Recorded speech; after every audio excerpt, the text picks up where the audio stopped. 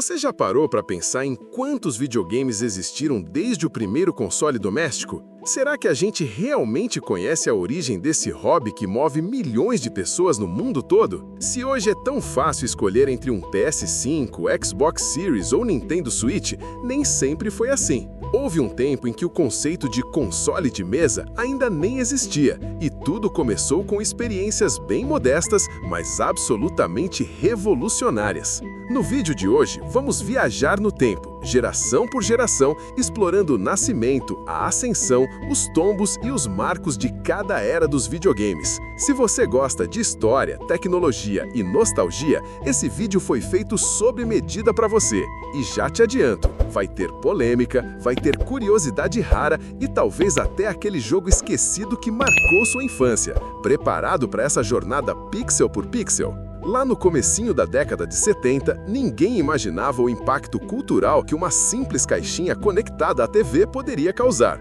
O Magnavox Odyssey, lançado em 1972, foi o pontapé inicial. Sem som, sem cores, sem armazenamento. Ainda assim, ele carregava em si a semente do que se tornaria uma indústria bilionária. Ele nem usava cartuchos de verdade. Os jogos eram circuitos internos modificados por cartões inseridos no console. Não parecia muito promissor, mas isso mudou quando empresas perceberam o potencial. Logo depois, a Atari tomou a frente e lançou o Home Pong em 1975, dando início a uma febre. Esse foi o início do efeito dominó que criou todo o mercado que conhecemos hoje. Mas como uma bolinha que quica na tela se transformou em mundos abertos, IA, fotorrealismo e multiplayer global? A resposta está em cada geração, e a próxima etapa dessa evolução é uma das mais curiosas. Com o sucesso estrondoso do Pong, não demorou para que outras empresas quisessem sua fatia desse novo mercado. Nos anos seguintes, uma enxurrada de consoles dedicados, ou seja, com jogos embutidos, sem cartuchos, invadiu o mercado.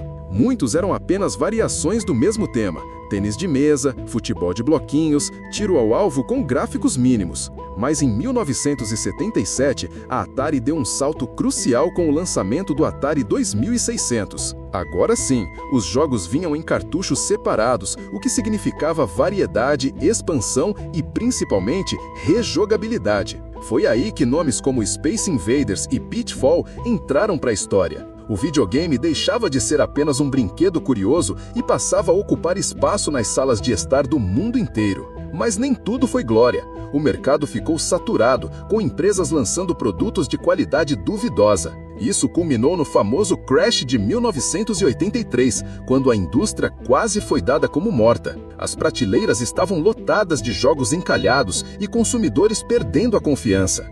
E aí, no meio desse cenário desastroso, veio um renascimento do outro lado do mundo. A Nintendo, até então mais conhecida por brinquedos e arcades, lançou no Japão o Famicom, que mais tarde seria conhecido como o lendário NES, ou Nintendinho, como ficou carinhosamente apelidado no Brasil. Ele trouxe não só qualidade nos jogos, mas uma filosofia diferente de controle criativo, selos de aprovação e foco em franquias fortes. Mario, Zelda, Metroid, nomes que até hoje fazem parte da cultura pop, nasceram ali. Mas você sabia que a Nintendo teve que convencer os americanos de que o NES não era um videogame tradicional? Eles chegaram a redesenhar o console para parecer um videocassete, tentando afastar a má impressão do público após o Crash. Curioso, né? E ainda tem mais. O controle em forma de retângulo virou padrão por décadas. A partir daí, a corrida pelas gerações começou de verdade. Com o sucesso do NES, a Nintendo dominava o mercado com folga, mas logo surgiria um novo desafiante para esquentar a disputa: a Sega. Em 1988, o Mega Drive, ou Genesis como foi chamado nos Estados Unidos, trouxe gráficos superiores, jogos mais velozes e uma pegada mais radical, mirando em um público um pouco mais velho. O mascote Sonic foi a resposta direta à popularidade de Mario. E assim, nasceu uma das rivalidades mais icônicas da história dos games. De um lado, a Nintendo, com sua tradição e personagens carismáticos. Do outro, a Sega, com atitude e tecnologia de ponta. Era praticamente um fla-flu dos consoles. Você era time Mario ou time Sonic? Durante a era dos 16 bits, os jogos ganharam profundidade, narrativa e trilhas sonoras inesquecíveis. Títulos como Chrono Trigger, Street Fighter 2, Phantasy Star 4 e Donkey Kong Country marcaram a década. Os gráficos em pixel art atingiram um nível de sofisticação impressionante e os controles passaram a ter mais botões, abrindo possibilidades de gameplay mais ricas. Mas, à medida que os jogos evoluíam, os jogadores também queriam mais, e foi aí que o salto para o 3D começou a se desenhar.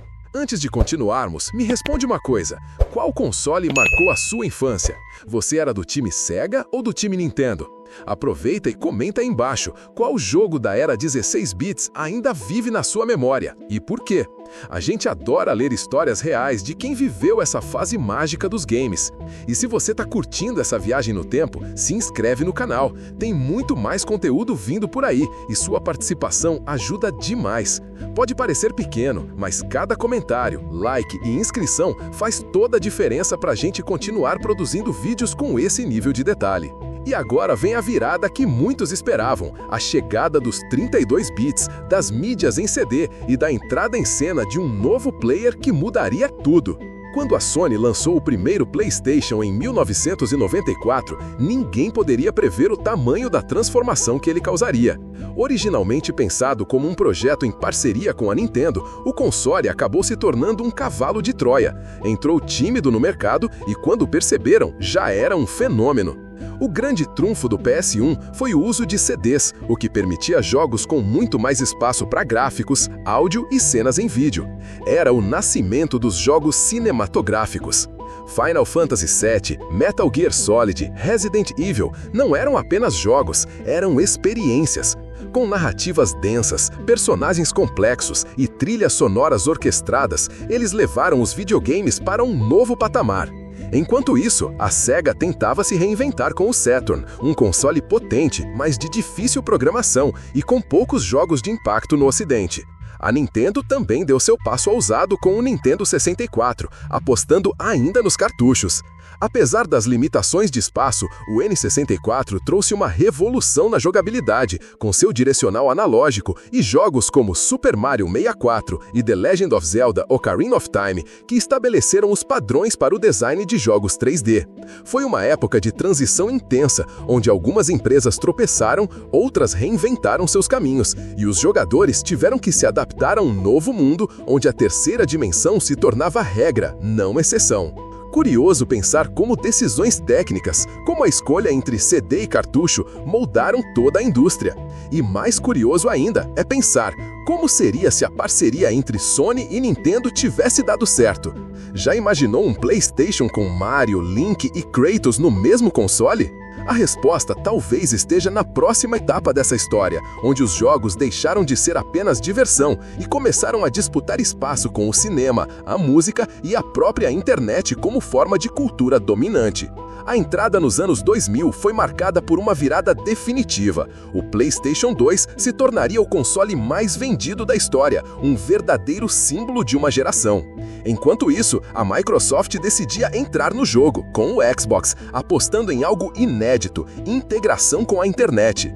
Halo Combat Evolved foi o título que pavimentou o caminho da nova concorrente, mostrando que multiplayer online em consoles podia sim ser viciante. A Nintendo, por sua vez, tomava rumos menos previsíveis. O Wii, lançado em 2006, fugiu da corrida por gráficos e potência. Seu controle com sensores de movimento criou uma nova proposta. Jogar era também se mexer, socializar, reunir famílias. Mesmo sendo tecnicamente inferior aos concorrentes, o Wii foi um estouro de vendas, provando que inovação muitas vezes vence força bruta. E falando em inovação, hoje vivemos uma era em que os limites entre consoles, PCs e até celulares estão se dissolvendo. O Switch trouxe de volta a força da portabilidade, com jogos como Breath of the Wild redefinindo o que esperamos de mundos abertos. Já o PlayStation 5 e o Xbox Series X apostam em velocidade, realismo gráfico e serviços digitais como o Game Pass, que mudou a forma como consumimos jogos. E agora temos também os consoles portáteis com hardware de PC, como o Steam Deck e o Asus ROG Ally, que desafiam a ideia de que videogame precisa ser uma caixa fixa na sala. O futuro, ao que tudo indica, está em experiências híbridas, acessos instantâneos e jogos cada vez mais personalizados. Mas com tanto avanço, fica a pergunta: será que ainda existe espaço para surpresa? Aquele momento mágico de ligar um console novo e sentir que estamos vendo algo inédito? Se você tem boas memórias com um console específico, conta pra gente nos comentários. Qual foi o momento que te fez perceber que os games iam ser parte da sua vida para sempre? Aproveita e se inscreve no canal para continuar acompanhando essas histórias incríveis que moldaram e ainda estão moldando a cultura gamer. E compartilhe o vídeo com aquele amigo que vive dizendo que na minha época é que era bom. Quem sabe ele não se surpreende ao ver o quanto o videogame ainda está evoluindo.